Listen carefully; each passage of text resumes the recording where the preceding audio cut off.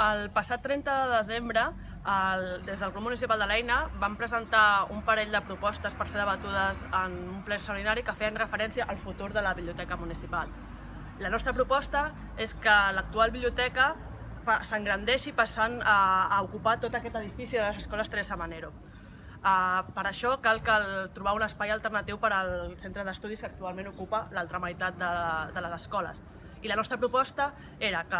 aquest centre d'estudis passés a instal·lar-se a les actuals instal·lacions del punt d'informació juvenil i al mateix temps el punt d'informació juvenil passés a instal·lar-se als baixos de l'alberg de joventut que hi ha aquí a Altafulla, que actualment pertanyen a la Generalitat de Catalunya i que no tenen cap ús actualment. Per això